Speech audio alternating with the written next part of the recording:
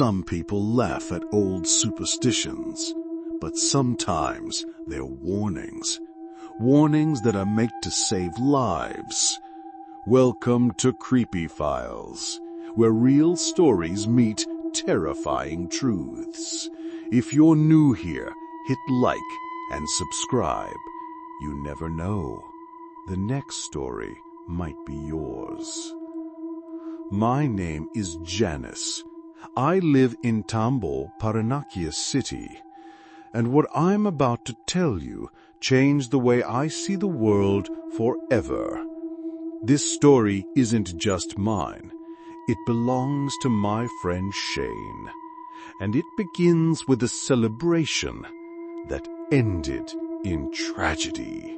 Shane was more than a friend. She was like family. We met through work, and we even lived in the same boarding house.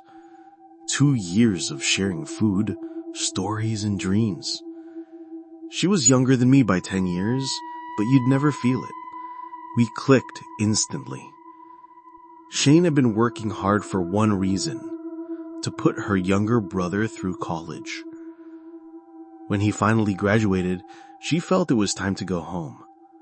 Back to Ifugao. Back to the mountains, to her parents, her roots. She resigned from our job with tears in her eyes, not because she was sad, but because she finally made it. A few days later, she called me. Her voice was full of excitement. "Janice," she said, "we're heading to Manila tomorrow, my whole family. Mom, Dad, my siblings. We want to celebrate, and I want you to meet them." I smiled.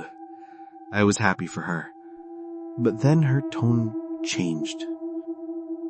She told me her aunt had called them earlier, warning them not to travel yet. "Don't take the whole family in one vehicle, especially not right after a graduation. It brings bad luck." Shane was annoyed. "Old people and their nonsense," she scoffed. She told me, "We've already rented a van. Everything's ready. We're going." I shrugged it off too, because really, who believes in that stuff?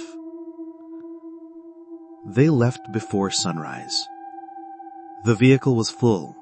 Shane, her 2 siblings, her parents. Her dad was supposed to drive, but a last-minute change had her uncle take the wheel. She kept in touch during the ride. She sent me photos, her mom sleeping in the back, her brother making funny faces, even the stopover they made in Bayumbong. Everything seemed fine. But then, something changed.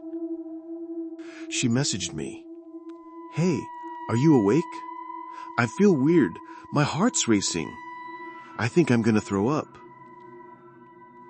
I didn't see the messages until the next morning, because by the time I woke up, Shane was in the hospital. But I'll get to that in a bit. She told me everything later, when she was able to speak again. That during the drive through the mountains, she felt a growing sense of panic. The road was narrow, zigzagging through fog and darkness. She said, "It felt like my body knew something was wrong before my mind could understand it." She wanted to call me, but there was no signal. So she messaged instead. She looked around the van. Her siblings were asleep. Her mom was snoring softly. Then she noticed smoke. Thin white smoke coming from the front of the van. She tapped her uncle's shoulder. "Oh, Tito, the engine. Is that smoke?" He looked briefly and said, "No, it's fog. We're on top of a mountain." But Shane didn't believe him. The tension in her chest grew heavier. She said she tried to wake her dad, but he brushed it off, half asleep. Then it happened. The van jerked, once, twice, then swerved hard to the left. She remembered screams, crying, glass breaking, the world spinning sideways. And then, black. I called Shane that morning. Someone else answered.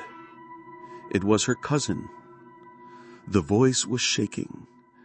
"Janice, Shane is in the hospital. There was an accident." I froze. My mind couldn't process the words. They told me what happened. They collided with a larger vehicle. The van was crushed, twisted metal, blood on the seats. Her dad gone. Her mom gone. Her middle sibling gone. Only Shane and her youngest brother survived. They were seated in the middle of the van. Everyone in front didn't make it. Weeks later, I visited her. She had a cast on her leg. Her eyes were hollow. She barely spoke. When she did, it was just one line, over and over. I should have listened. She told me how she remembered her aunt's voice, how the words echoed in her head while the van spun out of control. Don't travel all together, not after a graduation. Something bad will happen. She didn't believe in those things. Neither did I. But now, we're not so sure. Shane asked me to share this story. She wants people to know. Check your vehicle. Trust your gut. And maybe, just maybe, listen to the old warnings passed down through generations. They might just be trying to protect us.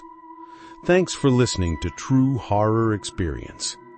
Have you ever ignored a warning, then regretted it? Comment below. And remember, some superstitions aren't myths. They're survival tips.